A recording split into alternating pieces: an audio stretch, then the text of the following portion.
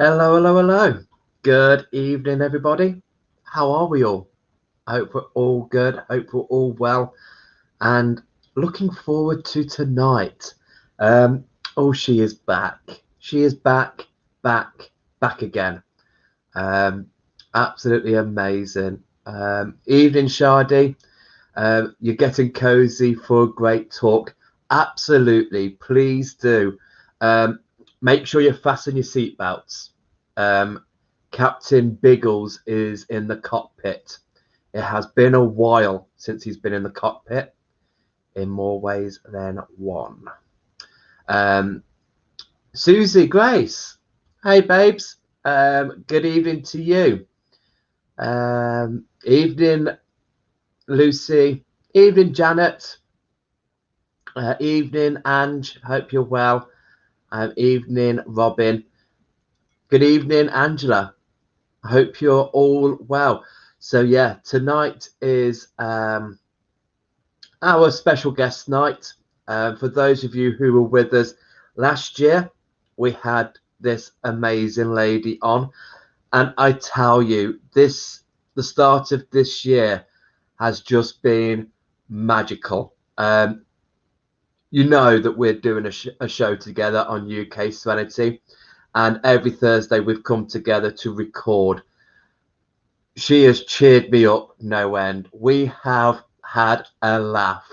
It's been so good. We're only third show down, and we're loving it. It's so enjoyable, such great energy, and it's only an hour show, but by gum, our Zoom account is topping up the miles. I tell you, if we perhaps put together all the hours that we have put on Zoom, we would perhaps go to some of these places we're going to tonight. But evening, Joe. I hope you're well. Good evening, Emily. Nice to see you here, sweetheart. And Teresa, if she's there as well. So let's get this beautiful lady on. So get yourselves nice and comfortable. Enjoy the show. But please welcome the lovely Hilary Stanley. Hello, everybody. Hello, all of you. Hi, Dan. Thank you for having me back. And yes, like Dan said, we're having such a blast doing these shows.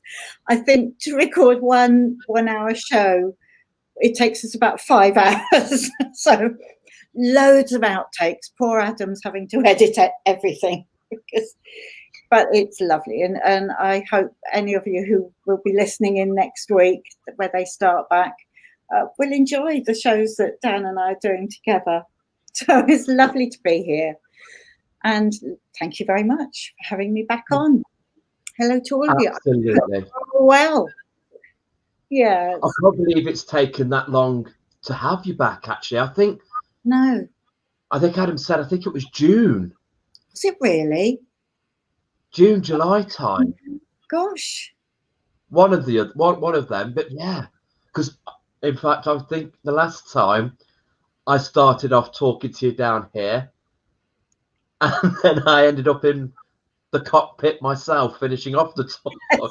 I think the dragons came into play then. Yeah. So yeah, fingers crossed, sharks of the earth are going to behave. Yesterday we did our show on pig. We truly made a pig's ear of that show. It was just, if anything went wrong, it went wrong. To begin with, we swapped positions, so to speak. Yes. Hilary normally does the intro. I normally state the years that the animal is. We decided to change it up, whereas I would do the intro, Hilary would do the years. I just wanted it for myself. I just went straight into the intro, completely. No one needs to know the years, and went to go into the compatibilities. And you had to wheel me in and go, the years. So take two we did on that one, and then the middle bit went well. The middle bit of the show went really well. My favorite part, the third section, was just perfect. if I just remember to press record. And it would have gone so well. Because we have breaks in UK Serenity and we put the music in. So we have 2 breaks in our show. So each time I pause it, because obviously then me and Hilary discuss how well we thought that previous section went and what we're going to do for the next section. And saves Adam doing a lot of cutting and editing. And when we went back on to do the 3rd section, I forgot to unpause. So yeah, but anyway, tonight, Hilary, chakras of the earth. Now, on our part, we've got the map, we've got the banners, we've got Captain Biggles, but you are the hostess with the mostess. So let us know when you want the banners up, when you want to travel, and we'll do that for you, sweetheart. Okay, that's lovely. Thank you, Dan. I just thought, you know, none of us can go anywhere. We can't travel. We can't really do anything at the moment. So I just thought it would be rather nice to connect with the earth in this way and go to these places virtually because, you know, because we can do it through this, can't we? So I've got some pictures to show you. I've got places to take you. It's a whistle-stop tour, really, around the world, but it helps keep us connected, not just with each other, but with the earth itself, because Mother Earth is living, breathing being in her own right. So when I was doing this and running it as a workshop, sometimes the chakras, they don't relate to how they do in us. So we don't get exactly the same effect or exactly the same meaning of each chakra. So think of Mother Earth as a mother or as a person, and we're visiting those energy sites that she has and see what's there and see how that feels and how that interprets for the earth as a being in her own right. So yes, I've been looking forward to this. It just felt something really nice to do, that we can take people on a journey. So I'm very grateful to you, Biggles. Fly us safe. And yeah, and they're going to show you all the destinations. But first off, I'm going to try and hold these up to you. I hope you can see. Now, there are 2 great big ley lines. I'll drop down and I'll get you bigger. Oh gosh. Yeah, that's big enough. Thanks. So we've got these 2 great big ley lines that go around the earth. Now, let's see if I can show you. Try and get it straight and flat and not doing too bad there. Oh, let's get it lined up. How's that? So the bright pink one, which goes up through England, that is the rainbow serpent, it's called. And the orangey yellow one that dips down the bottom there, down beyond the base of South Africa, that's called the plumed serpent. Now, when I was working with these energy lines flow around the earth continually. So when I was working with them, I thought, they're both called serpent, plumed serpent and rainbow serpent. And I thought, you know, of the South American gods Quetzalcoatl, which is the plumed serpent. What's a plumed serpent if it's not a dragon? Because I thought these dragon lines. Now, 2 of the 2 of the chakras are also called the head of the dragon and the tail of the dragon. And it was working with dragons that inspired me, because we were asking where we can connect with dragon energy. And they started to give me some of these sites. And I thought, they sound familiar. So I had to look them up and realize they were the chakra points of the earth. So these 2 great ley lines, I imagine these 2 great big dragons sort of powering their way around the earth, bringing the energy through. And a lot of the chakras of the earth do fall on or within those lines. Now, there are 2 points, as you can see, just very quickly, where they cross. And they cross at Bali, this side, and they cross at, I'm going the opposite way. They cross there at South America, that's Lake Titicaca, and Bali. They're the two where they cross. So those 2 points are really quite important on this. So we're going on that journey. We're going to follow all those chakra points. But we start off, when I do the workshop, we start off with the core connection, because we connect to the core of the earth before we go anywhere, before we meditate, before we go, we have to keep grounded. So those two, the Earth Star chakra, which we're going to start off with tonight, is the base of South Africa. So it is, I've seen those lines. Yes, male and female. Yes. Yeah, they are, Shadi. They're considered, dragons don't always come in male or female, but their attributes can be quite similar to that. So yes, we do recognise that they are. I like to think that it's the rainbow one that's the female, and but that's just because I like the colour. And that the plumed serpent is the more masculine energy, because it's that masculine energy of the plumed serpent that scoops round the bottom of South Africa, which is where the Earth Star chakra is. So that's where we're going first. We're going right down to the tip of South Africa. And that's the real connection with the Earth itself, the Earth geologically, structurally. So that's where the very early sort of feeling of this formation of the Earth comes from. Now, it is where Table Mountain is. So I think everybody knows where South Africa is, but if it wants to go, if Biggles wants to put it up on a map and just show people, geography is not a strong point of mine. Oh, there's England. We got South Africa. Right down at the base, right down at the tip. We will be going there. Yeah. And it does fall right at the very base where the serpent line, the plumed serpent, just scoops right down the base of South Africa and just curves around it. There we go. Yay, just at that point. And you can just imagine, you know, that great big ley line, or that great big plumed serpent, or the dragon, the more masculine dragon, that just flies around underneath that. And it brings the whole structure of this earth, the whole history and evolution of this earth, it just protects it round under there. So we have there in the very tip this lovely Table Mountain, and it really does look just like that flat-topped table. Now the little peak off that you can see off to the right of it, that's the lion's head, and there is another little peak there as well that people do refer to as the lion's tail, and they relate that to the Sphinx in Egypt.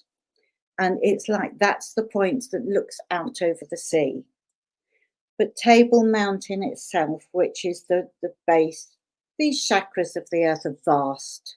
You know, they're not like our little spinning energy wheels. They cover a huge area. So Table Mountain is the center of it. So the energy all around Table Mountain is part of the Earth Star chakra. And that's where we see right down into the center of the earth. Now, it's an amazing place to visit. I haven't been there physically, but I have been out of body. So if you meditate and you want to go, just ask your guides to take you there. Let me see the basis, you know, the formation of this world. There are some incredible caves down there. I hope you can see this if I can get it close. The formations within that, there are great big pillars of rock where some of the rock has eroded, and it's left almost like these temples down there, and huge and very weird. There's a very weird formation right in the middle there that looks a bit phallic actually. But this is the very base here, and this is where we've got this history and the formation. There is also one there called the Devil's Chimney. See if I can get you that. What? Now, the Devil's Chimney is one big column of rock that hasn't eroded. It has stayed like that, and that to me really felt like that was a release for any negativity within the earth. That all that's going on deep down there beneath the earth, anything that's negative, and our history, you know, our past, the formation of it, karma, the damage we've done to the earth, just is taken up through that Devil's Chimney and released. And that felt a really lovely, really positive thing to find down there deep underground. So the Earth Star, we go to there. We go to that very tip of South Africa. And we have some very good friends, don't we? Stacey and Jan have got family out there. And I did talk to Stacey about doing a dragon workshop there and how fab that might be. Then, yeah, okay, that's on hold. But wouldn't that be lovely?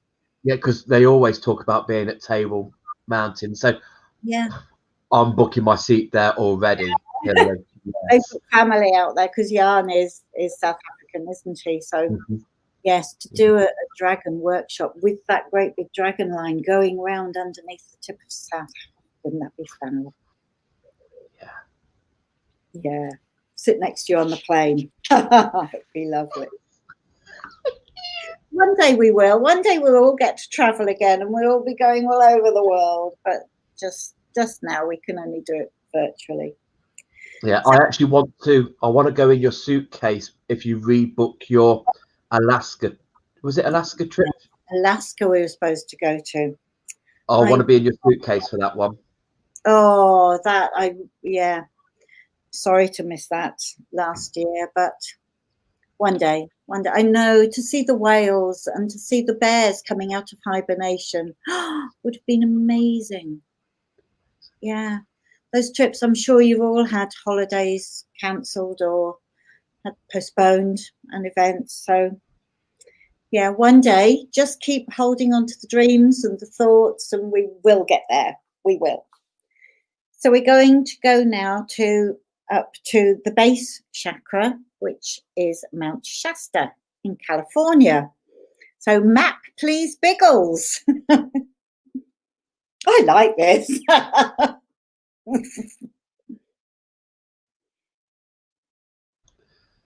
It's good. Hold on tight. Whoa, we're off. We're off. Across we're going to be out of space. Whoa.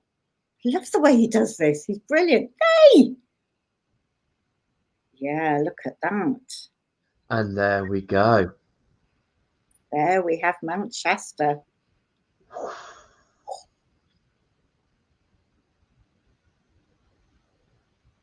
Wow. Fabulous. Right down at the bottom of the screen there, you can just see Mount Shasta.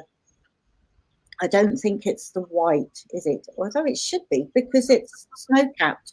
And I'm sure Biggles knows what he's doing. So I assume that that's the snowy mountain, and Mount Shasta is just the little red dot is just kind of the nearest main location. That is it. This is Google, so you know I would go for the snow-capped white thing. I think Biggles has got it there. We're going to go with that. We'll go with that. That's the mountain. Okay, that is the mountain. That's lovely.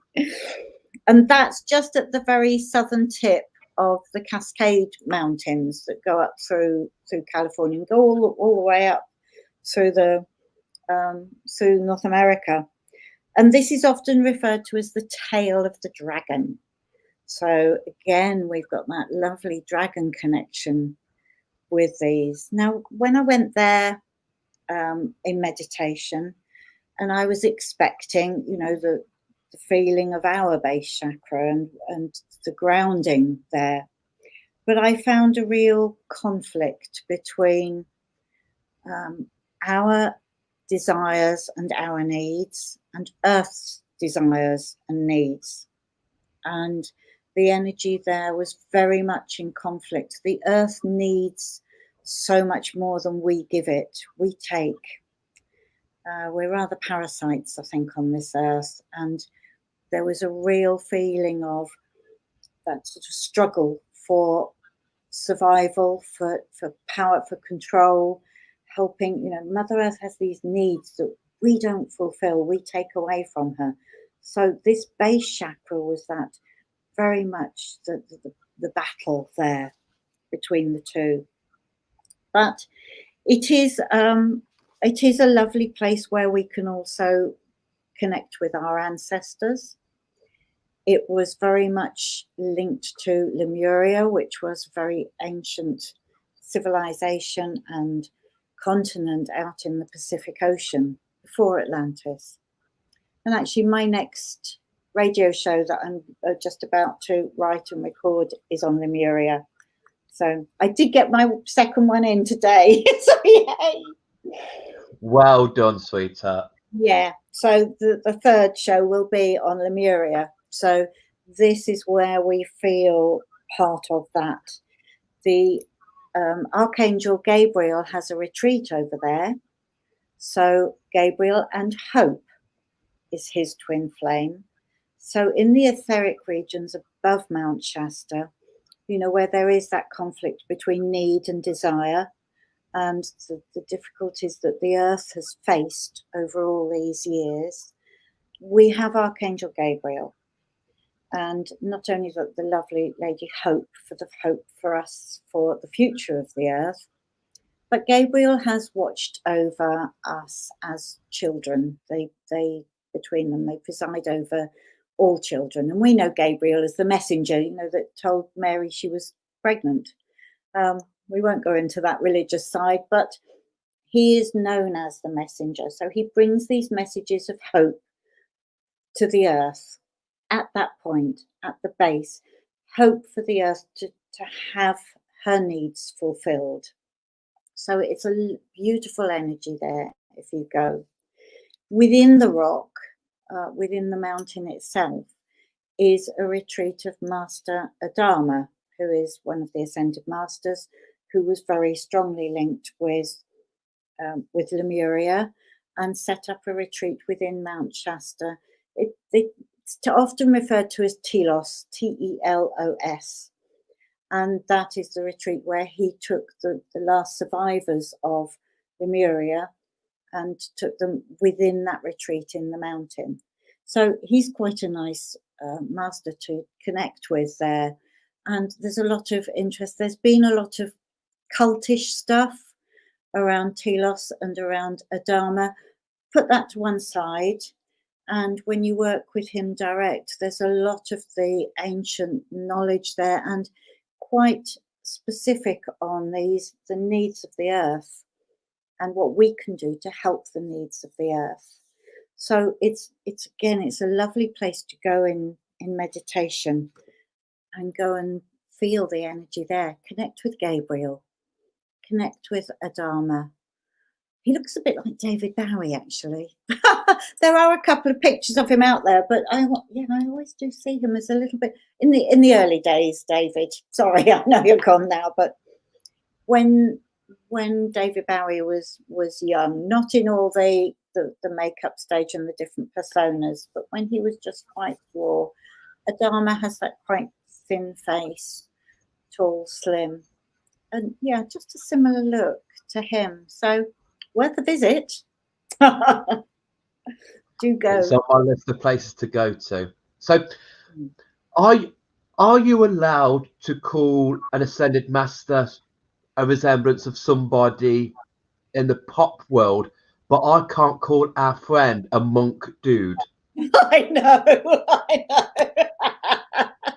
That was the Dalai Lama that he called a monk dude to everybody. You'll hear it when we get to the show. That monk dude. And I'm going, Dalai Lama? Your face. I'm sure the Dalai Lama wouldn't mind because he's such a giggler. And I don't think Adama would mind that he's portrayed a little bit like David Bowie. I don't think they mind at all. I think It amuses them as much as it amuses us. Right, let's go and see where the sacral chakra is. So we're off now. We're down to the south of America, to Lake Titicaca. And this is where those two great big ley lines cross. Lake Titicaca is the highest navigable lake in the world. So it sits right up high in the mountains of South America. Whoa, here we go. Hold on tight. Oh, hi, Neil. Oh, lovely to see you. Oh, there we go. There's Lake Titicaca. So it does sit very, very high in the mountains. It's a lovely place in southern highlands of Peru, and those ley lines cross there. So it has a heightened energy. We've got this plumed serpent and the rainbow serpent. And just like where all ley lines cross, the energy is heightened. Can you imagine the energy of these two great big dragon type serpents where they cross? Boy, they've got to get on because if they start fighting, that's going to cause real disruption. So thankfully here at Lake Titicaca, they do. Now I found our sacral chakra is quite different, and it's where we hold a lot of our own image and our sense of self. And that's where we tend to have our gut instinct, our feelings and our emotions that are held down there. So I didn't really find that quite so much at this Earth's sacral chakra. What I did found was a huge variety. And I felt that where those ley lines cross, you've got all the potential, all the possibilities for what could come. Now, there are some interesting places very nearby there. There's at the center of the lake, there is an island. I'm not sure if we can see the actual island, but in that island, there have been temples built and fascinating structures to the golden sun disk. Now, the golden sun disk we take as being like our great central sun, which is our source. It's not our sun in our solar system, but it's what we call the energy of source, that great big thing. And there is a just lovely, lovely energy there. If you can take yourself in meditation to the island and go into the temple and see this, it's like a massive, great big gong. It's just that huge golden disc where the sun was worshipped. And it was almost like the light radiated out from there all across the world. And that's where we get all the variety of religions, the variety of belief systems. So, yeah, the monk dude, you know, all the different religions, all the different belief systems are settled there. So that's where we find there's just such a huge amount of energy. And there is one very nearby. I'll try and get this up and show you. It's called Gate to the City of the Gods. It's really hard to line these up. But that's, if I look, oh, that's a bit better. I can look at it that way. No. Ah, there we go. Right. That is carved into the rock. There's no joins. There's no detail on it. There's just that opening. Nobody can get through the opening. Nobody can see within it. But legends in that area say people disappear through that. They just walk into the rock and disappear. So it's a doorway, the city of the gods. And this was where somehow I managed to squeeze myself through that letterbox at opening. I got in.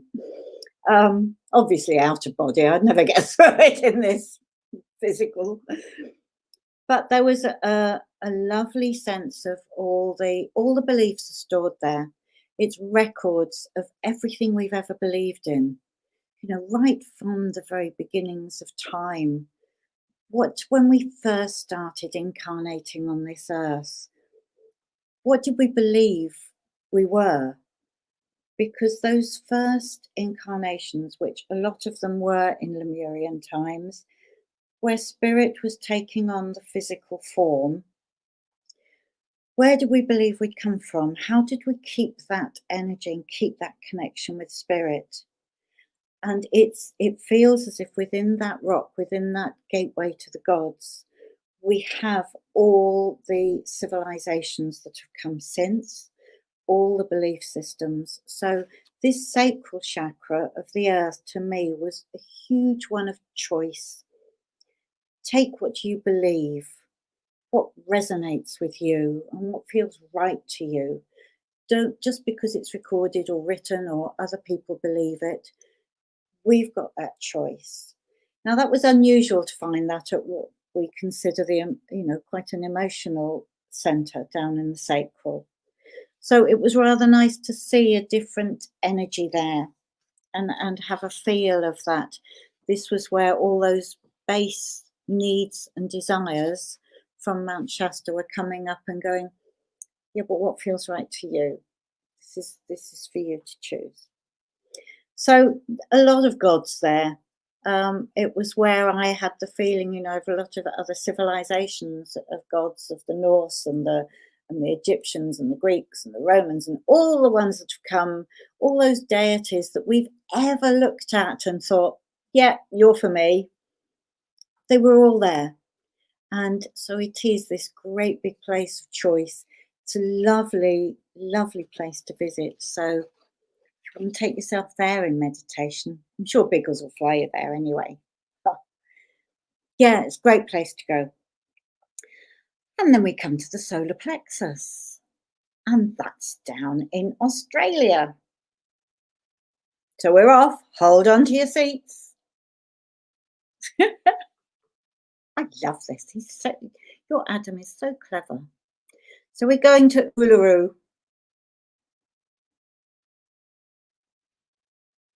Ayers Rock. Whoa, look at the Pacific. Just half the world, isn't it? You can just imagine Lemuria, a great big continent in the middle of that Pacific Ocean. Oh, you can. Absolutely. It was just like Atlantis. It was formed out of basalt, which is a very, very heavy but volcanic rock. And as volcanoes went up, it would create that vacuum underneath, and the basalt would sink. So I know the legends of Atlantis going down overnight. It shrunk into smaller and smaller islands until eventually the sea levels rose above them. So it wasn't quite an overnight thing. But look at that. I love Uluru. Isn't that a beautiful picture? That's fantastic. It's like we're in a helicopter, we're just hovering over it. Well done, Biggles. Love that. That's amazing. Wow. Right, the solar plexus. I was told I had a meditation there with a lovely little Aborigine guy. I did ask his tribe. I've got it written down somewhere. But it is very much, I was told, it's the engine. This is the engine of the world. This is what drives Earth. And, oh, there we go. I've just seen it. Anangu people. He was an Aborigine of the Anangu people. And we did have quite a chat, which was lovely. He told me to tread very carefully on Uluru, not to disturb any of the other creatures, insects, or anything else that was there. It is sacred to them. They talk about their Dreamtime legends, which is, all the beliefs that they have around Uluru. So he said, many creatures come here to draw on the power of this place. Not necessarily in the physical, but all sorts of creatures just draw on that. It's the engine, it's the powerhouse.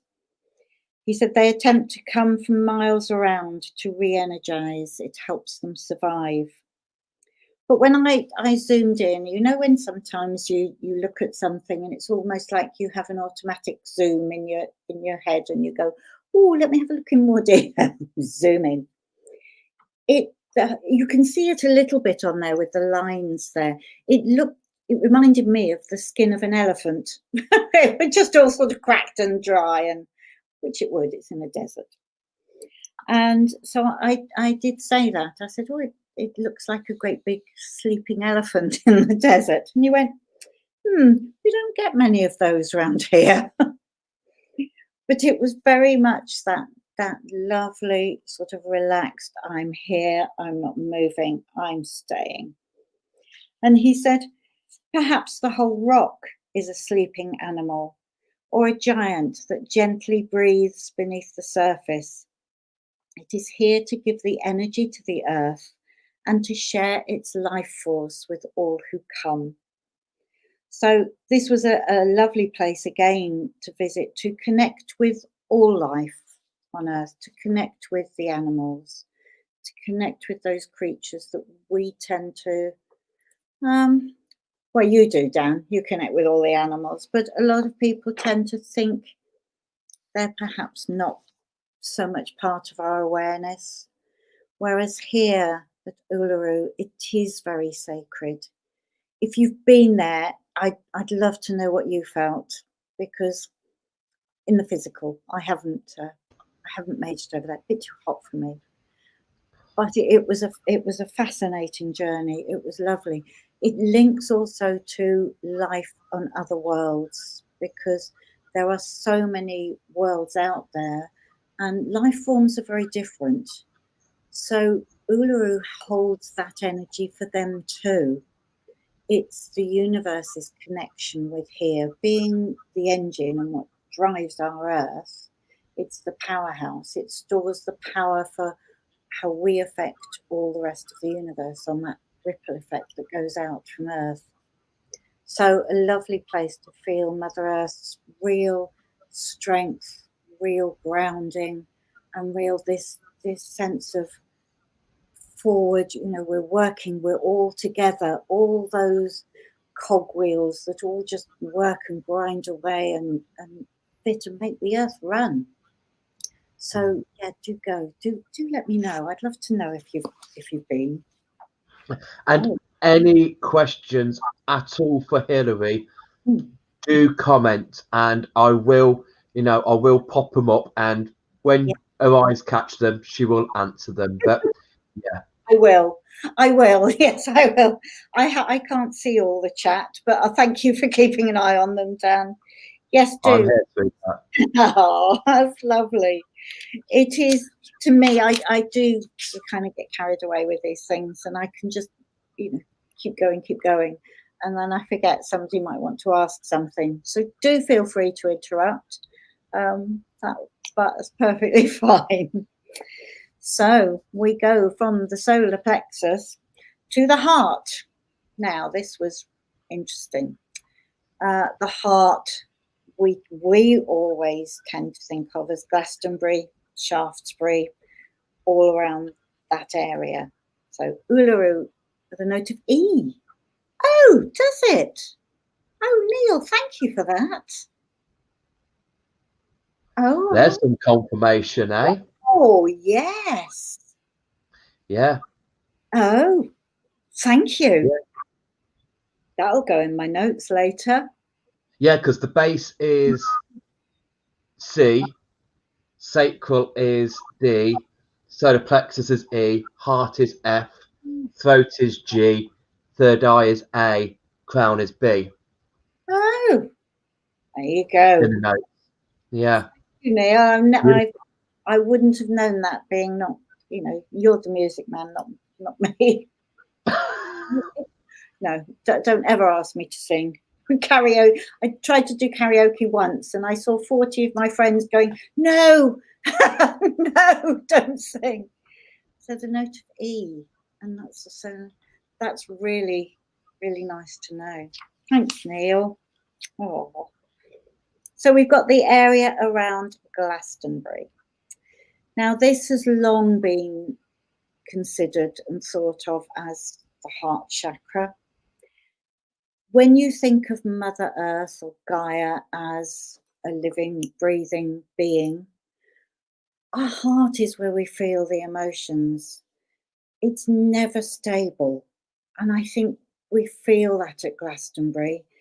However, the mother is responding to events in the world, it will come out there. So you get times where Glastonbury feels very much on a high, very spiritual, and there's all sorts of things going on. And there's times when it really slumps, or where you just get that feeling of it's all very commercial here and the energy's gone flat. But that's very typical, isn't it? That's how our hearts are. You know, we expand, we contract. So how Mother Earth is feeling, if you live around that area, you're going to feel those fluctuations of energy. A lot of people are drawn there thinking, oh, I'm at the heart, it's going to be all love and light. Yeah, no, not always. And it ripples out quite a wide area. So I kind of felt a little bit sad and disappointed at times when I have gone to Glastonbury, when it has been a bit flat or a bit difficult. I've known people move there and move away because that fluctuating emotion is not really suitable. So it's not always that wonderful place that it's made out to be. If you love it, that's fine, that's brilliant. You probably pick up on the highs and don't let the lows affect you.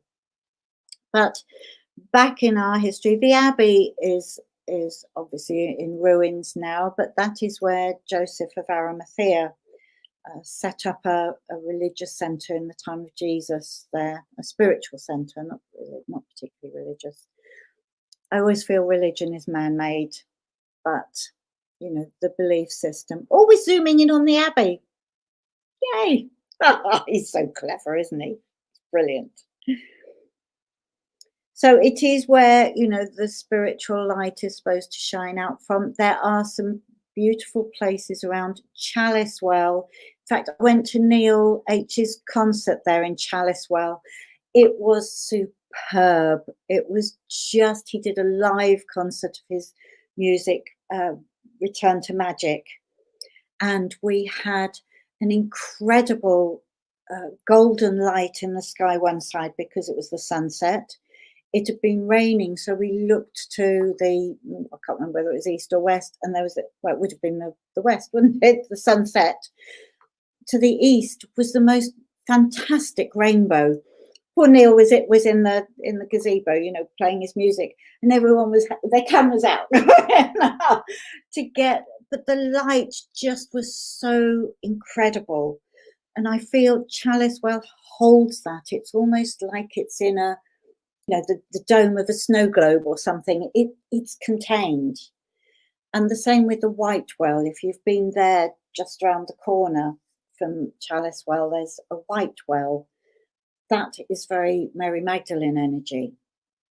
So there are isolated places, and I always feel for a heart chakra, don't we have those same isolated spots in our hearts that nothing can touch? There are little sacred spaces within that. So whatever is going on in our life, the love that we hold for our family and our friends, that's not affected. And I feel that they're the places, and there's the tour. And those are the places where they're held almost in a bubble. So whatever is going on with the heart chakra and with Glastonbury and the surrounding areas, there are a few bubbles of light that you can find. So if it goes a bit flat, standing at the tour, looking down over the ridge of hills, it looks like a sleeping dragon if you look one side. And I've always felt that energy there. It's curled up. Even the shape of it there, the shape of the hill does look a bit like a dragon, with the tour being the eye and that long sort of snout coming out. So yeah, if you go there, there's very mixed energy. Stay grounded. I always say to people, if you're going to Glastonbury, double the bubble. Double your bubble of protection, because you're not knowing what you're going to walk into on that day. Yeah, no, I always find that I like the White Springs, Chalice Wells, and the White Springs. They're my two go-tos, and just to take my bottom half off and just go into the springs there. And I like the White Springs because you can't take pictures. It's Yes. so sacred, and the energy in there is just, oh, I love it. Love it. So, but absolutely double the bubble, because other places in Glastonbury, you are just, whoa. Yeah. Yeah. When Yeah. I used to have Amethyst, I used to have a shop and healing centre in Bournemouth. And sometimes people would come in and they picked up an entity attachment, or they were feeling really, something had gone wrong. And I'd say, where have you been? Very often it was Glastonbury, that they would pick up something that belonged to somebody else. And I think people go there, and oh yes, it's all wonderful, it's all love and light, all very open, and they absorb some of that negativity. So it was one of those places I just go double the bubble. Yeah. Even at the tour, even up at the tour, when you sit there and you meditating or connecting, and I like to have my eyes open when I'm meditating and stuff. And then afterwards, I'm just sitting there, and some of the conversations that some people are having, not that I like to earwig, but if they're talking, my ears will pick up, and I'm just sitting there thinking, okay, let's just, yes, that's not coming near me. Yeah. It is. Yeah. It's a lovely place, but be careful. Yeah. Now, then I had a very interesting, the first year I did Olympia. I'm not sure if you were there, Dan, that year. 3?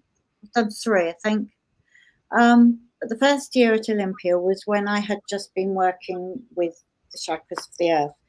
And the stand I have at Olympia is all violet flame. It won't be in the future, but it was then. It was just all violet flame.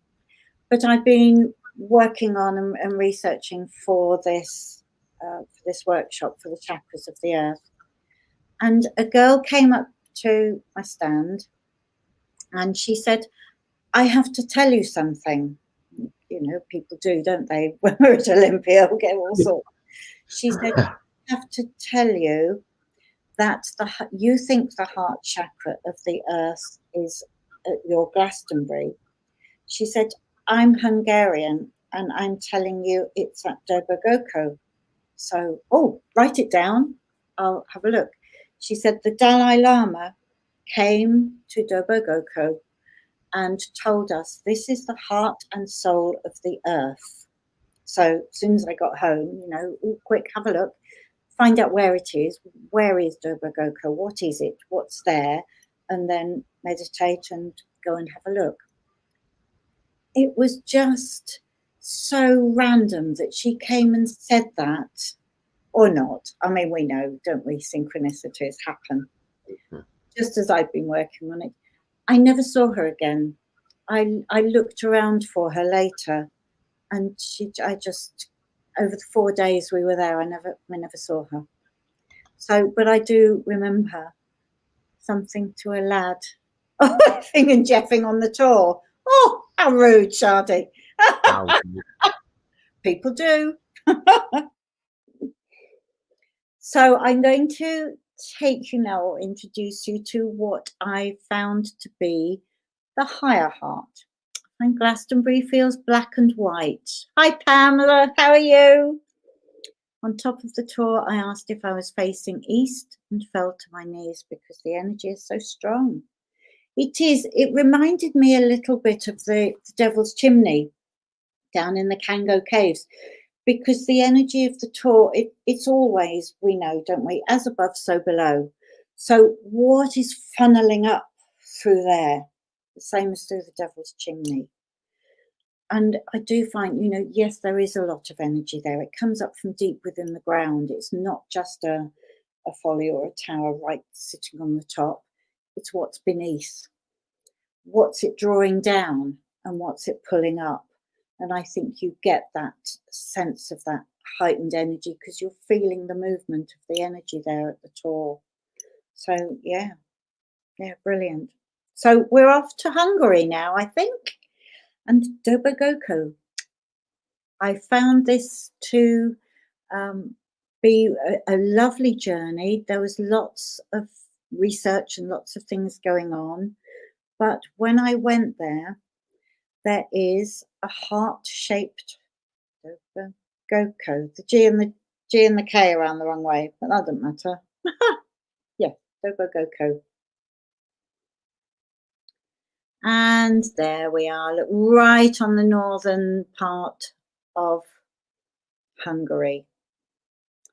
Now, this was interesting because it's not that far away that it was where the violet flame was taken to be kept safe after Atlantis finally, sort of the last bits of Atlantis went. So this is quite nearby, and it overlooks a great big sweep in the Danube. That huge long river that covers so many miles. There's a real bend in the river, and up in the sort of bare rocks of the mountains above is a great big heart-shaped rock. And Dobogoko. Oh, thanks, Adam. You just changed it. Look. I did that. Did you? Oh, Dad, you're so. It's a heart-shaped rock, and Dobogoko, the actual meaning of it is pulsating heart or pulsating rock. So to go there and feel, it's just a lovely valley overlooking the Danube, as I said. But if you can go there either in meditation or for real when we can, but in meditation, placing my hands on the rock, and I could feel the pulse. I could feel the beat of it, and it pulled hugely at my higher heart. Our higher heart is obviously higher than our physical heart, in the center of our chest, and it's where our thymus gland is. Now, when we're born, babies have a much bigger gland there. The thymus gland is big, and over years it shrinks and shrinks and shrinks down to about a bit like a raisin or a currant. So think of your thymus gland. You want to stay young, and it's one of the tapping points, I think, in EFT. You want to stay young, keep that active. Feel your thymus gland growing, glowing, expanding. And it does help that energy to still stay there. It's also your connection to spirit. So we relate the higher heart chakra very much to, it's like our soul's heart. It's the heart center we bring through life after life after life. So it's very much our spirit sits there in the center of our chest. And you think, if you get a shock or a surprise, we always go, oh, it takes our breath away. And we always go, nobody ever puts their hand on their heart. I suppose obviously if you're a woman, it's a bit more, you think, what's she doing? But even men do, don't they? You do. You go to this higher heart, and it is where things take our breath away. So have a think about the higher heart. It's very, very important chakra that you don't want to leave out. So I'm going to show you a picture, if I can, of this heart. It's a little bit tilted to one side, but if I can get this lined up for you. You can just about see that it's sort of a heart, lying on its side. And it is just a huge rocky outcrop overlooking the Danube. And it really, really feels that that's the energy. Now, it felt to me as if this energy, it's called Ferenczy rock. Ferenczy is the name of the rock. And that means pulsating stone. And I felt this higher heart chakra from Mother Earth was where there was truth and the conscience of the earth, not in the mind. It was here. And it was at that pulsating rock that I felt the discernment of Mother Earth. After coming from Glastonbury, where it was all very up and down and the emotions, this was a place on the earth where Mother Earth could sit quietly, look out over the landscape, see the endless, flow of the water beneath, and really resonate with what Mother Earth knows to be true and conscience. So it was a lovely spot to go to. There's all sorts of clips on it. I know Judy Hall went there and did some work with some crystals there. So I watched her little clip. It was quite interesting.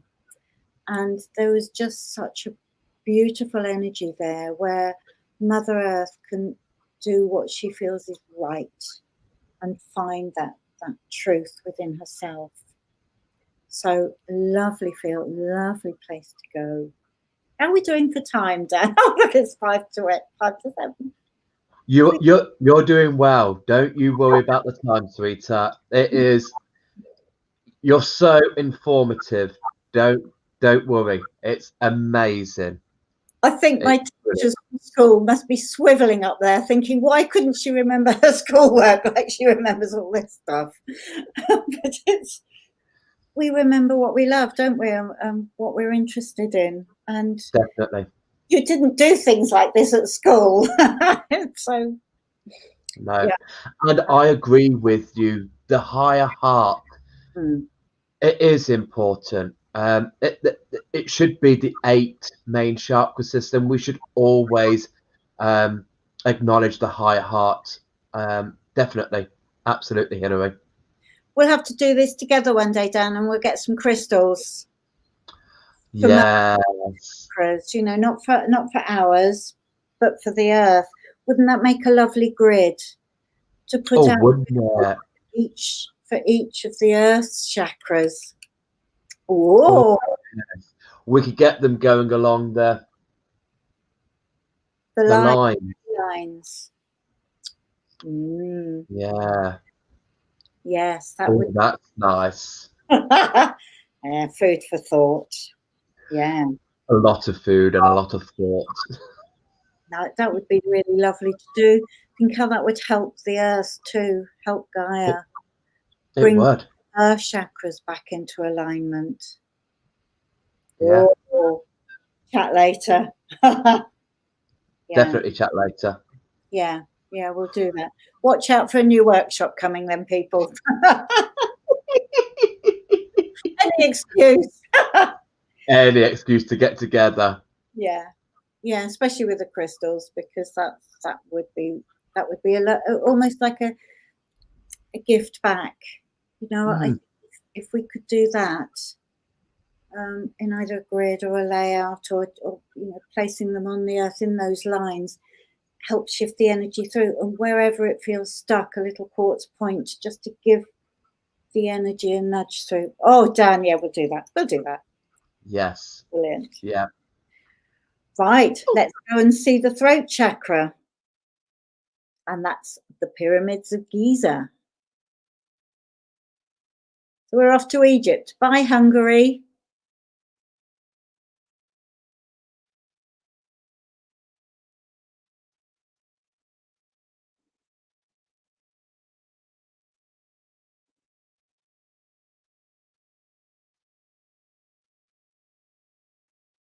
There we go. Right at that delta. Yes. Now, interestingly, those 3 great pyramids, which they're looking a bit triangular, but they're on a square. Oh, yes, I can see now. They're on the square base. They're very much in alignment with the 3 stars of Orion's belt. They're at the same distance, the same, relatively speaking, and the same angle. So they're not in a perfect straight line. You can see that third one at the bottom there is slightly dipped down. So the pattern of those, the angles, the measurements. How about adding sounds too? Oh, yes, Neil. Yes. Is that a three-way collaboration, I feel? Yes. Yes. Because wouldn't that be nice? We could sit in a circle along those lines, Yes. and then we can have the sounds in a meditation. Yes, please. Oh, this sounds like a full day workshop. I'm liking this. Very We'll much. include you into the discussion, Neil. Nick, you just call his name up. Let's put his name together. Yes. Oh yeah, that would be amazing. Oh, wouldn't that just so resonate? That would really give such a lift, wouldn't it, to the earth? We've got to do it. Oh yeah, loving this. Right, the throat chakra. Now, this, obviously to us it's our communication, but I didn't find that there. There are also, when we go back and think of Lemuria, we go back and there are 3 structures that good old Google Earth, when it's magnified and magnified and magnified off the coast of California, between California and Hawaii, so on that angle down. There are 3 structures on the seabed in exactly the same alignment, because the temples in Lemuria were built as pyramid shaped. So we have a huge amount of energy just from the actual sacred geometry of the 4-sided pyramid. I went to a talk by Dr. Misaru Emoto, who did the freezing crystals in water, or freezing water to see the shape of the crystals. And he also had cut out of crystal all the platonic solids and held them up on a leather thong and tapped each one. And for most of them, there was just, bit of a ding.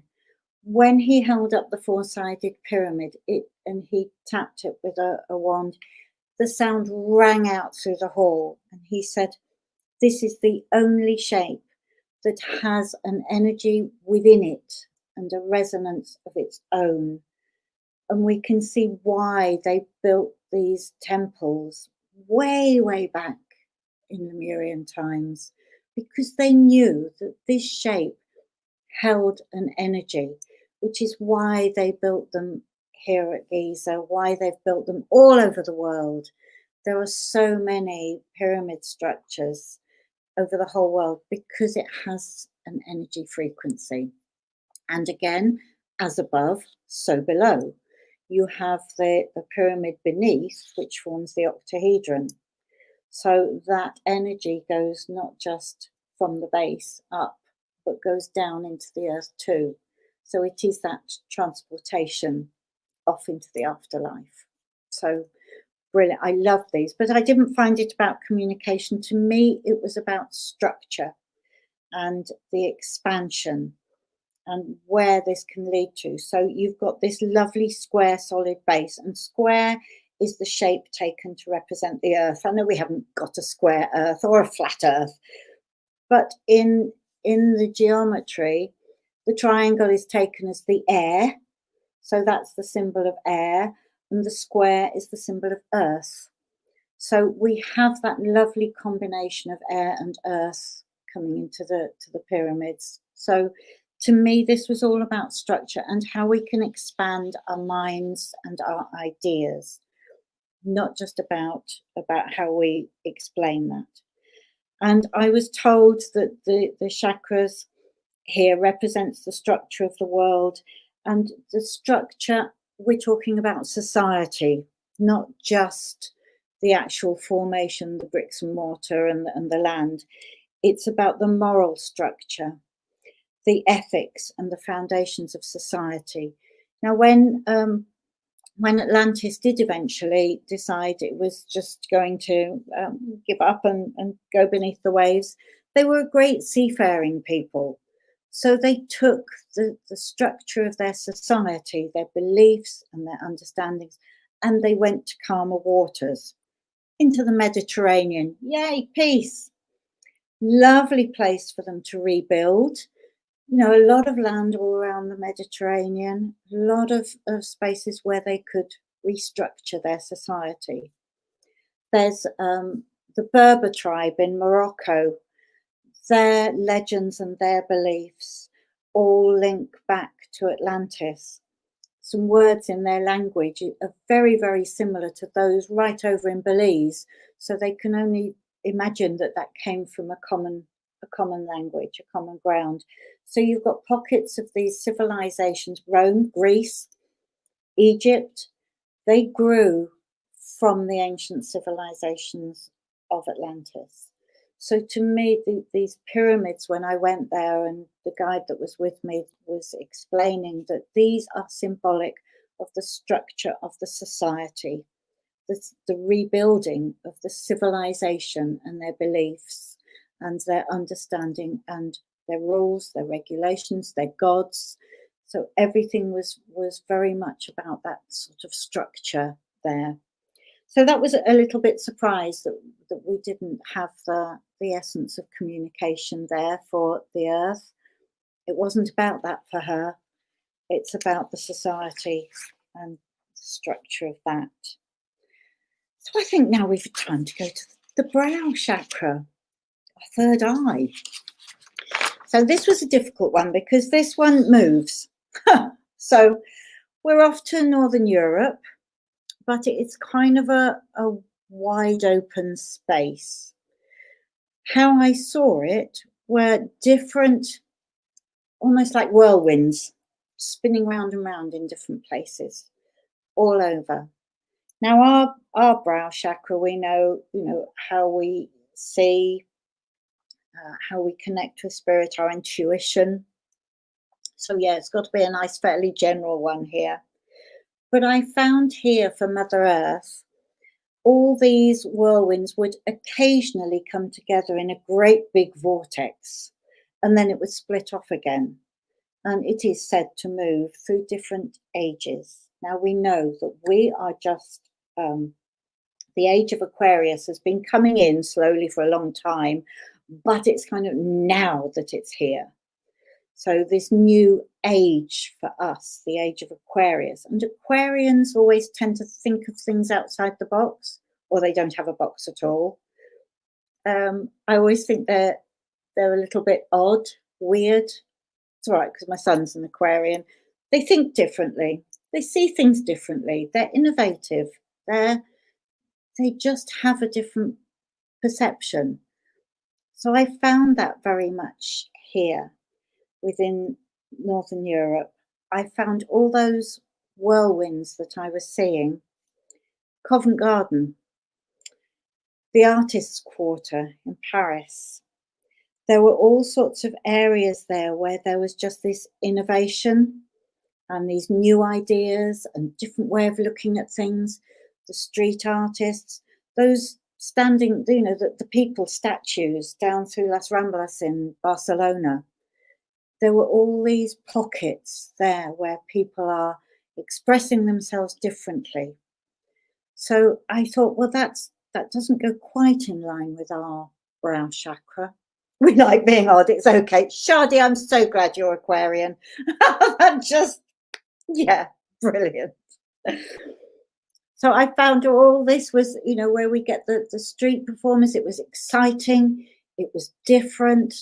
And very occasionally you get that one big burst of energy where everything is changing.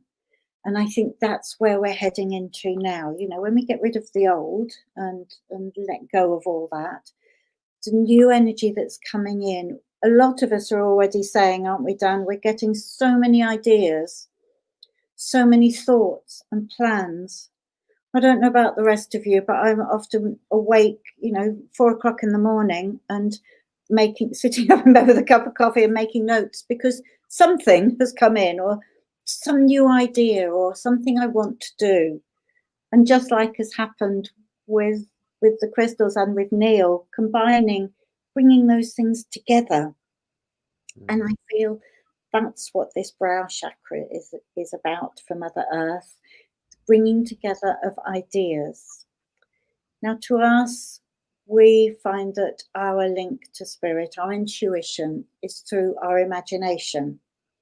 So this is where we can imagine all sorts of new ideas, new things.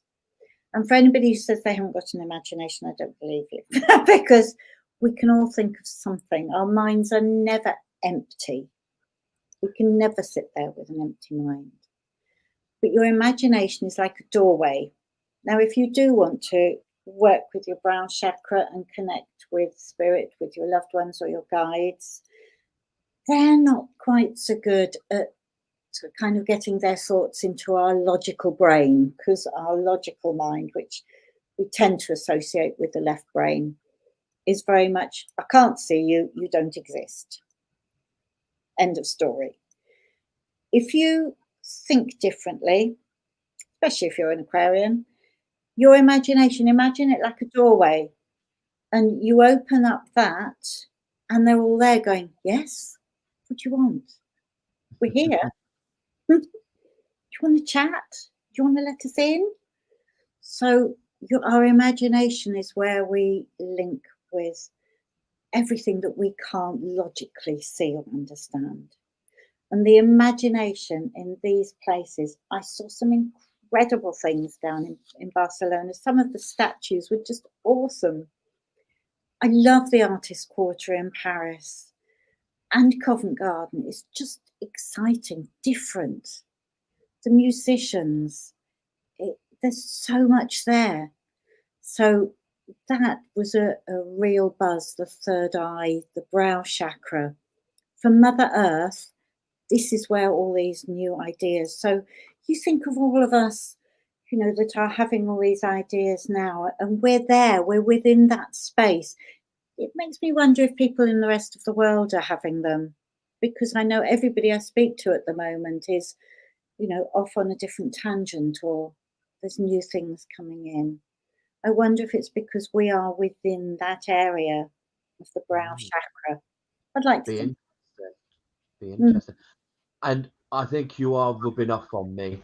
I was awake at 5:45 this morning. Oh gosh, that is early for you. Yeah, I managed to last through till 10 to 5. Yeah, I was there and I was just like, oh, it's Hilary. This is Hilary. This is why I'm awake. But yeah, I thought I'm not getting out of bed just yet because I'll disturb Bear. So I was like, but yeah, I lasted till 7 and I was like, I need to just get up now. Yeah, because sometimes your eyes just won't close. You can't go back to sleep. No. I'm very lucky in that respect, living on my own, because, you know, if it's 2, 3 o'clock in the morning, it doesn't matter. I can get up, get a cup of coffee, go and sit back in bed and write. I can put the radio on, I can come on the computer, and I know I'm not disturbing anybody. So, yeah, but I think, yes, if I had a partner, I'd be lying there thinking, I can't get up yet. I can't get up yet. Oh, oh, bless you for being so thoughtful. Oh. Right, let's go to the crown chakra.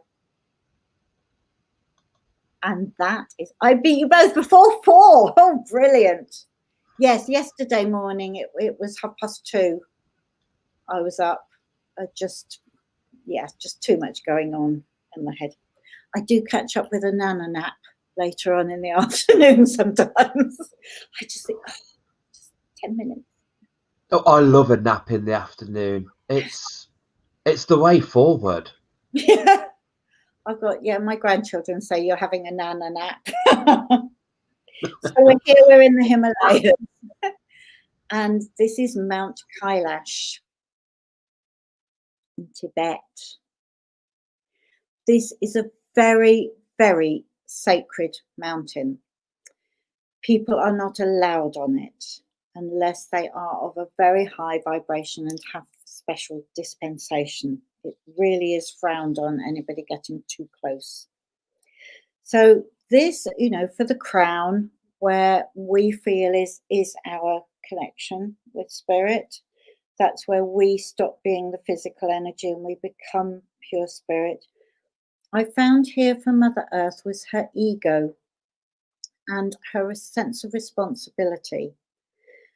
And the guide that was with me there said, it is not about, the distorted image that we have of our ego, where we try to suppress it, we try to hold it down. For the earth, her ego is her sense of place and purpose and how she fits into the universe. So it's that bigger picture. And the ego is something we all need. It's our survival instinct. If we had no ego, we'd be trotting off across the road whether there was a bus coming or not, because we wouldn't care.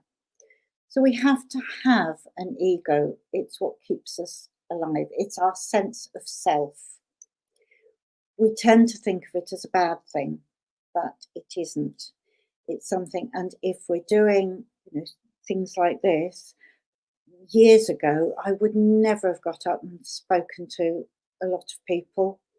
I would think, oh no, I've got to stay in the background. I've had to allow my ego to increase and my sense of who I am to do what I do. We keep a lid on it so it stays at the same level, if you like, the same vibration as what we do, as what we need it for. I had a lovely meditation once.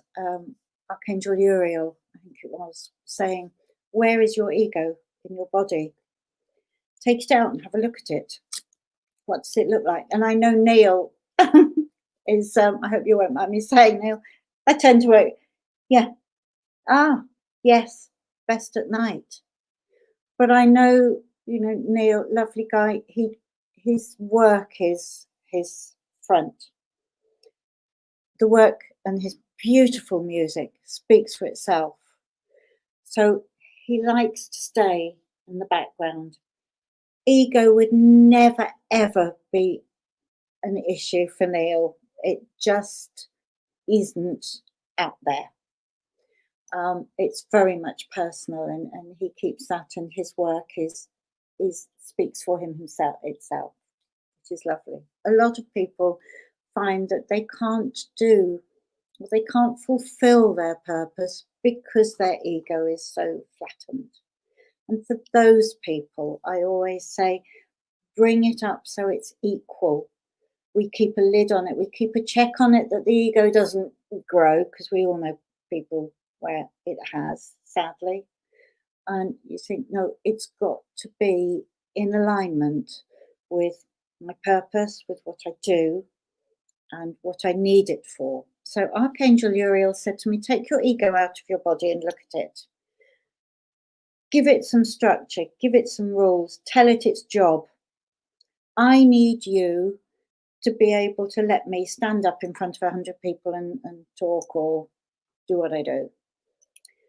That's it. You don't go beyond that. You don't start thinking, you're the big I am. You keep at that. And this was where I found from Mother Earth at Mount Kailash. It was her sense of her purpose, her acknowledgement of all that she needs and all that she does, and her place in the universe. We know how the energy ripples out all through the universe. What's going on Earth now is felt billions of light years away because of that ripple effect. So what we're feeling on Earth, we have to take care of, and we have to make sure that that is in alignment with Source, with the pure state of love that we all are formed from. So this was where Mother Earth held that sense of responsibility. Because of where it is, it was also where she could see the whole of the Earth. It's because it's up in the Himalayas, although it's not the highest mountain, it's like keeping an eye on the east and the west, keeping an eye on things and keeping the balance.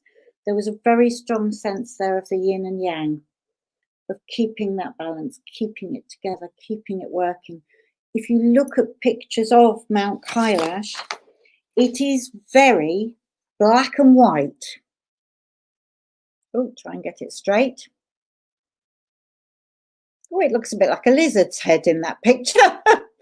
But the rock is very, very black. And then you've got the snow cap on top. So it is a very black, it's where everything is black and white. And it's where Mother Earth feels that sense of everything is either right or wrong. She keeps an eye on things. Yeah, look at that. Oh, but that's one place we can't visit in the physical. So you'll have to go out of body for that one. You'll have to go and take yourself there in meditation. There are some lovely energies there from the universe, working with Mother Earth, helping to keep that balance of the yin and yang, the black and white. So there's all sorts of beings there from other worlds, cosmic beings that you might find to go and have a chat to. How close can you get to it? Like looking at the map here. That I don't know. You'd have to Google that one, because there are places around it, but I think it's just taken that's a no. You don't go. I don't know how close. I don't know how accessible anywhere is around there. It's up. Put that on our bucket list. Yeah. How far can we get before somebody comes and tells us off? Yes, yeah, well, that's riffraff. No, go. Right. So we're coming now down to up to the Soul Star. Now this is the only other point on the Earth where those two ley lines cross, at Bali. So we're going down south. We're away from the snow. Oh, beautiful Bali.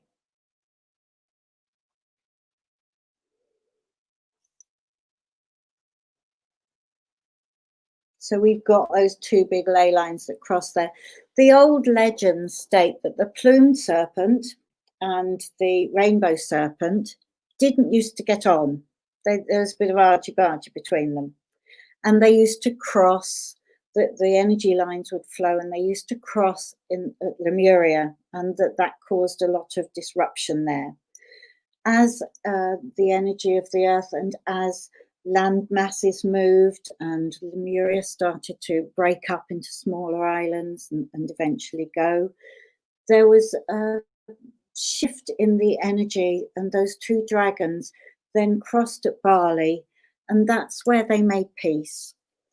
Those two great sort of dragon lines, they decided, well, okay, we've got to settle this dispute. And Bali was the place of peace. So this, for the Soul Star chakra, which for us is way above our heads, this was the place of unity. This was coming together. This was the agreement, the compromise, the place where karma could be settled. So there's a lovely sense of the peace of these two great big ley lines and the great big serpents crossing and going, right, yeah, we get on now. So it's a lovely place to go. This is where Mother Earth balances out the karma and settles those matters that we've been going through for thousands of years. All the negativity that people have, let's send it down into the earth. No, let's not. People say, draw the negativity down, send it through your roots, send it into the earth. No, no. Mother Earth has enough to deal with without all our crap as well. But this is the place where the peace and the unity will rule. And that's not just unity of us people. It's unity of the energy of the earth as it's changed throughout the thousands of years. It's the unity of us with all creatures, all life, all the plants, and out into the universe. So this was a lovely one to go to. The karma of the earth, like I told me, goes beyond the effects of human beings' abuse of this world and extends back in time before any life was present in the physical form. It also stretches way into the future, as events are already taking place in another dimensional reality. Oh, I love this. Bali is the sigh of peace. that releases karmic issues with love. And I thought that was just lovely. They have beautiful temples on Bali. Really, really special. They're all built along those lines that, you know, they're stacked up, one on top of the other, reaching up into the heavens. So it feels very much as if they're, you know, all the things that have gone on in life, all the things that have stacked up, the relationship between those two ley lines, it all stacks up until eventually you come to that point at the top where, okay, this is it. This is the capstone. This is where I too always feel it. Yay, up, violet flame, Shadi. Always that violet of our crown, and the crown chakra then takes that up into through the violet light, which is the energy of transformation. So it transmutes the negativity. I always imagine, you know, anything coming up and then scooping into a great big ball above my head. If you want to build the violet flame within you and send it up through it, or you can call on the violet flame from above, and it's like seeing a great big ball of yuck, basically, and draw down a beam of violet light into that. It goes into like an internal explosion, just, and then it clears as a clear bubble. And you can say, please take that energy, because then that energy is just neutral. Take that energy up to be used where it's needed. But always violet flame any negativity. It's the best way to transmute it. Then it doesn't go into the earth, doesn't go to anyone else. It's just taken away. So the back to Bali, and oh look, the temple's coming up. And we have these issues of karma. And karma is not just what we owe each other. So it's not just, well, you know, you killed me last time, so I'm going to kill you this time, or you helped me out, so I'll help you. It's not just that. Karma for us as well is also a double aspect. It's our agreement with our soul to live life to the fullest, to experience all the things that we have chosen to experience, to learn and to grow. So for Mother Earth, the karma is not just what we've done to the earth or what the earth has done to us, because sometimes she kicks back, doesn't she, with disasters and things. Quite rightly so. So this is also the karma. This is the purpose of the earth here. And the earth has been, you know, a wonderful opportunity for us to learn and to grow, and for all life to form. The variety of life on this world is just phenomenal. And still, even now, you know, after millions and billions of years, new species still being found, new crystals still being found.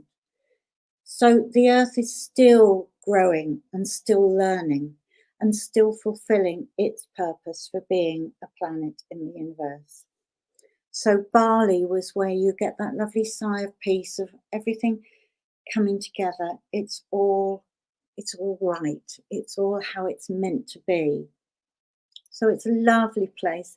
I will just mention the Stellar Gateway, although we probably haven't, you know, got a lot of time or on the workshop. We tend to go to wherever there's a place of real beauty. For me, the Stellar Gateway is our atmosphere. It's the blue. It's on the edge of that blue of our atmosphere and the black of space. But it's also held within places like the Aurora Borealis, the Northern Lights. Those things that really do take your breath away. So I did just, you know, just as a final one for the Stellar Gateway, at the edge, right on the edge. My dad was a test pilot, and so he tested some of the very first jet aircraft to make sure they were safe, which is a bit of a crazy brave job. But he did fly out to the edge because my dad was very spiritual and he wanted to see it. and he said it was incredible. He was one of the first to fly faster than the speed of sound, so he created a sonic boom. And he said, although he wasn't aware of it, um, this was just what he did. But he went out to the blue, to that lovely blue haze that's around our world, and he said it was incredible. He couldn't fly, obviously, at that height for very long, but he did manage to get it. He said, and it just suddenly went black. It was just amazing. I know that experience stayed with him all his life. So when we can feel that sudden change from the atmosphere of our world to all that is, that's our gateway to the stars, literally our stellar gateway. And it's just an incredible feeling to be and to see back and look at that beautiful earth. I love it. I was in a group once where some beings from another world came and said to us, we want your image of perfect beauty. And we were all in meditation, so we were all kind of away with it. And some had a perfect rose, some had a new baby, but about 5 out of the 7 of us had that.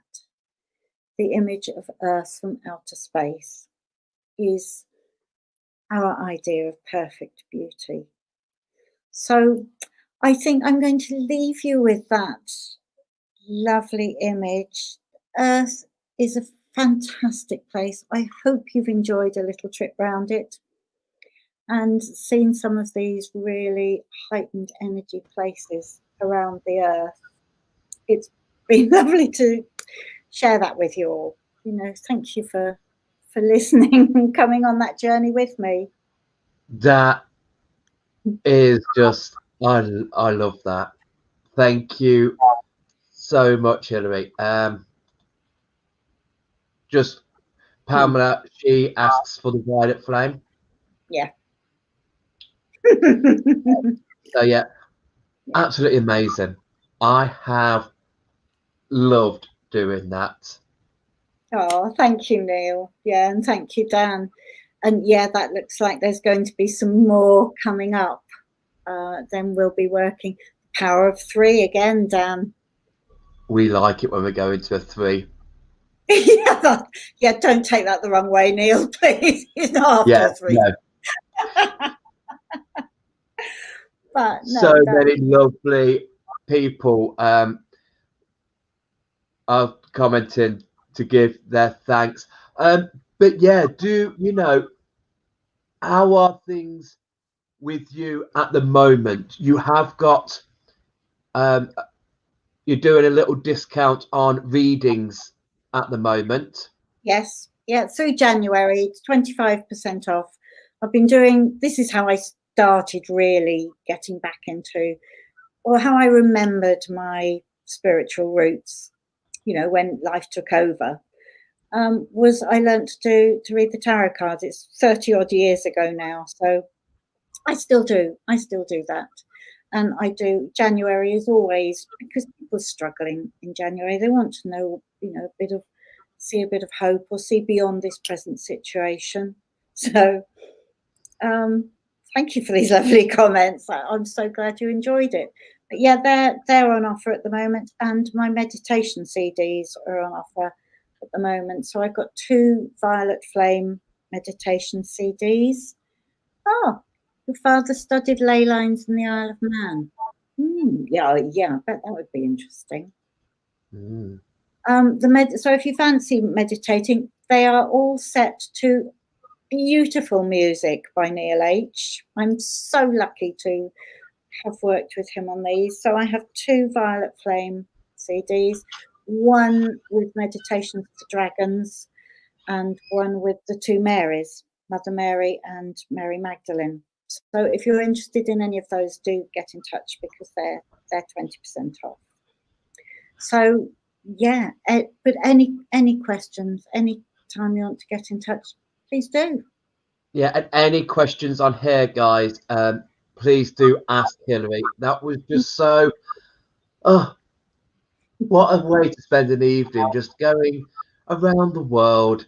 I know. See, the Biggles has landed. He's now come back down and joined me next to me. So Yeah. absolutely amazing. And also, you know, Realm of Dragons Part 1 may be coming soon.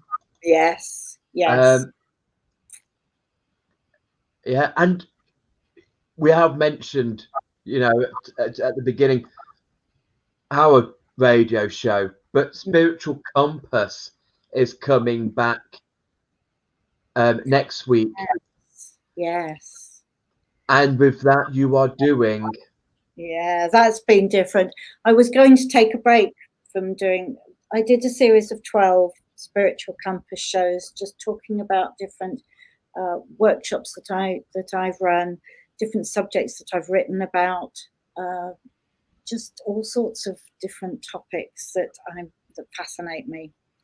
And so I thought I'll take a break and I'll just work with the lovely Dan here, and we'll do our Eastern Zodiac, work through all the animals, and then yeah, 4:44, woken up one morning just before Christmas and told Sanat Kumara was Ascended Master who came to me then, because 4 is the number of the Ascended Masters.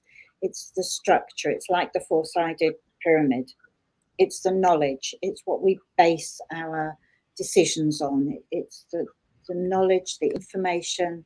So it's the wisdom. So it really relates with the Ascended Masters, number 4. So when I opened my eyes and looked at the clock and it said 4:44, I thought, okay, who's here? Wide awake. And he said, we want you to bring in the different rays of light. We want you to talk about and share with people the frequencies and the speed of the vibration of light that we can't see with our physical eyes, because there are so many light rays now, as we know, around the earth. We need to use our intuition, but we want you to explain them all to people. And I'm going, okay, well, you better tell me. So by about 10 to 5, I was, 5 to 5, I was on the computer and I was going, okay, thank you, Sanat Kumara, have a seat, right, where do we start? And it was just bang, bang, bang, bang, bang, bang, bang, all 12 shows. And I looked at it and I thought, oh my goodness, that's wow. So each one is linked to a different vibration, a different place, or a different healing modality, or just a different concept, a different master or archangel or the cosmic being coming in with each of them. So yes, I've sent off. The first one I did was with Sanat Kumara, and it is the ruby pink and gold ray of Shambhala. So that's my first show, which will be next Wednesday. It's on in the morning, 10:30, I think, and then repeated on Friday at 1:30. So if you go to serenityradio.co.uk, it's on Facebook, they've got their website, and there is an app. So yes, I mean, I've just loved starting to write and work on these rays of light to bring in, and then I ask you to anchor them for that week. Bring that light in, anchor it into the earth. Let's help this transformation. Let's bring these light rays down to earth. So yeah, I've been really excited about that. something great to do. So it's all this. I really feel that the brow chakra of Mother Earth, where that's the imagination, inspiration, and new ideas, is just buzzing. Mm.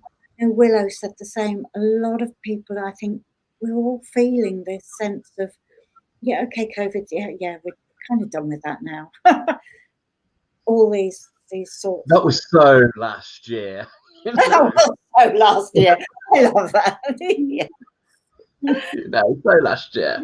You went to Uluru 20 years ago, slept in oh wow. Mm. That must have been so energizing, as the engine of the earth, to go there and feel that, and it really did power up your creativity. How fab. Oh, Lucky girl.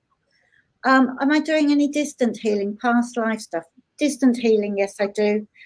Past life stuff I find is a little bit difficult over the internet. I like to be with somebody, because the way I work is I let my energy go out of body, and I trace the energy of who I'm with. So to actually have them there in front of me is easier for me to follow their energy back into another lifetime. Unless I know somebody very well, I have done it, over the internet, because I know them and I can put myself with them. But to work remotely on past life things, unless you just want explanations, and sometimes something comes through, but to do a past life reading is really on hold at the moment. But the tarot I still do, yeah. But distant healing always, because we do. And I do Shambhala, multidimensional healing, and that is easy to do distant. So there'll be a little bit of that in the radio show, telling people about the healing system as well. So yeah, I'm looking forward to that. And beautiful. You've got Crystal Cornucopia back as well. That's on Thursday, isn't it, Dan? No, it used to be Thursday. I'm now Wednesday at 8 o'clock. Oh, yes. I've been pushed back 2 hours and changed the day, but that'll be great. So I'm looking forward to that. Wednesday, both on Wednesday, aren't we? In fact, the concentrators.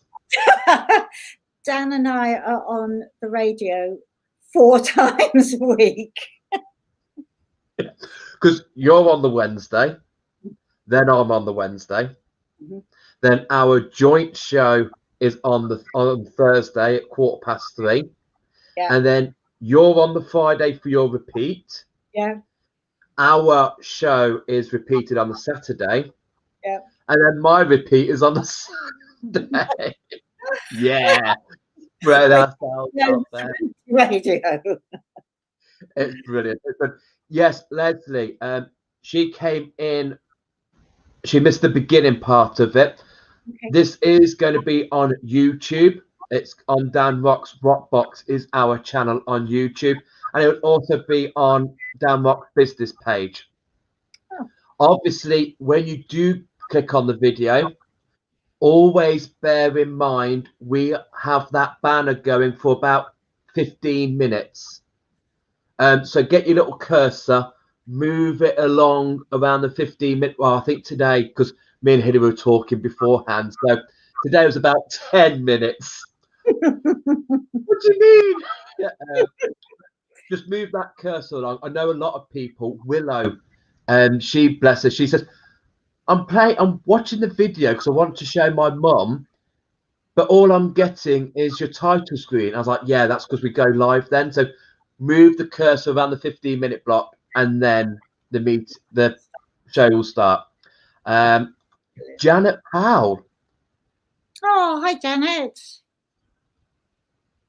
Why some of the Earth's chakras are man-made? Why do you think they're? Oh, I see, like the pyramids. Yeah, it's where the structure of society built on the energy of the earth. So it's just the man-made structure is there as a focus, and it's something that we tend to think, the crop circles.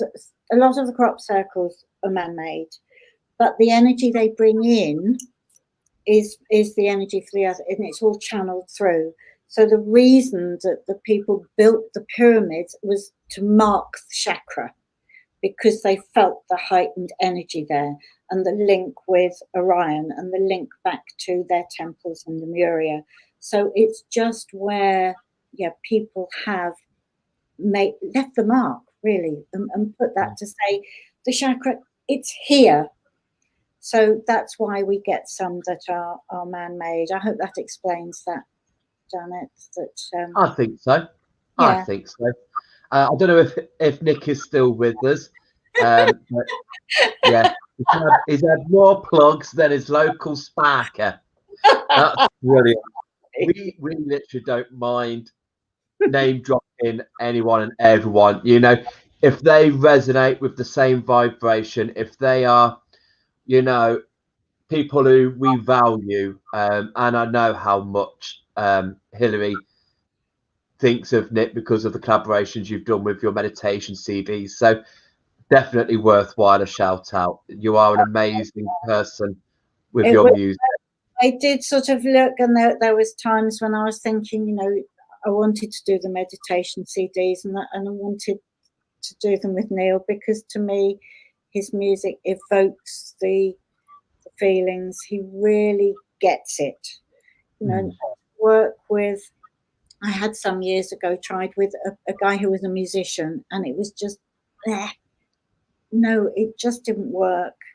He didn't have that spiritual understanding. So I waited years for Neil, and when we finally got together at a healing weekend and went for a cup of coffee and a chat about it, it was one of the best days when he said, yes, let's do it.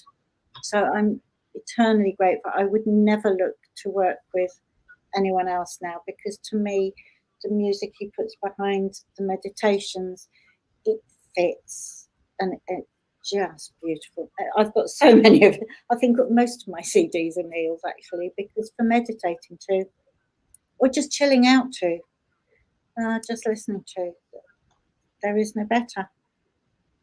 Our civilizations are so much more in tune. Yes, there are, you know, there are still many more chakras, just like we have many more chakras within us. These are the main ones that we've gone through, the main chakras of the earth, but there are many, many more. So yes, some of them, you know, very deep in the ocean, within the earth. You know, you think of the crystal caves down within the earth, the energy they hold. They're all considered, you know, as chakras, but we can only go through the main ones, especially in however long we've taken on tonight. Oh yeah, I mean, and it's same as with the human body. You know, we have the 7, the 8 with the high heart, which we normally talk, but you know, I mean, the fingertips, the palm, you know, everywhere there are chakras. You know, we just talk about those main ones. So yeah, thank you so much. It is such a pleasure to have you on, and like always, you know, we only spoke and put the world to right yesterday, but I could still do it again today. You know, maybe one day we'll let viewers see. We'll do a live recording of our radio show and show people just what we go through to put an hour's show together. That's dangerous ground. It is, but it's absolutely wonderful. Thank you so much. Don't ever worry about the time, because, you know, like you said about if only you had that information at school, the fact that you hold that information and the fact that you just it's brilliant. Absolutely love it, and I can't wait to listen to your shows. They're going to be so good. I know you don't listen to your personal shows, but I know I don't listen to mine, but I can very happily listen to yours. So yes, if there is no more questions, I am very happy to let Hilary drop down. If you want to stay in the waiting room, once I've said my goodbyes, we'll pop back up and have another chat. That sounds good. Perhaps you could put Neil's website or Neil H official online or .online, or Neil, if you want to put it up in the chat. Yeah, if you're about, feel free to put your website up. Absolutely, definitely. But if not, I'll go back into the comments so you can have a listen. But yeah, you know, always so happy to. Well, and he's commented anyway. So any guys, if you see Neil H in the comments, find his his business page through there. Absolutely. He'll have his website up there. Thank you, sweetheart. Yeah, drop me down. Thank you so much, all of you. I never want to drop you down. I just want to raise you up. Never down. Never down. No, sometimes I do need to go. Thank you, sweetheart. For listening. I hope I haven't kept you all evening, but I hope you've enjoyed it. And thank you, Dan. Huge love to you all. And yeah, I will hang on and we'll have a quick little. Absolutely. Why not? Thank you, sweetheart. Bye. In a bit. Oh, that was amazing. Absolutely loved that. So fascinating. And I could listen to her forever. I do. I love it. I love when we catch up. Brilliant. Thank you, Neil. Yeah, Neil, he's just commented there. So www.neilhofficial.online. Check out his sounds. And if you feel like you want some meditations doing and you want some music put to them, definitely get in touch. I know I've got some ideas. Definitely will be in touch. So yeah, this is the last time we're on live now until Wednesday. We've got the market on Wednesday. So yeah, we're not here this Monday because we're off doing our other thing on Monday nights. So yeah, I will be popping on tomorrow morning and Sunday morning to do my live cards. But yeah, a nice weekend. So everyone, thank you for your support. Thank you for coming on and listening to Hilary. And have a great rest of your evening. Have a great weekend. And yeah, I'll be on Monday morning to do my card reveals and Tuesday morning and Wednesday morning. But we'll be back on Facebook Wednesday night to do the market. I will be on Zoom Tuesday at midday to do my mindful meditation. That will be the guided meditation. We'll do 12 o'clock. I'll put the links of that throughout the beginning of next week. And then also for anyone who's got children, Wednesday at 12 o'clock, we will be doing our animal connections.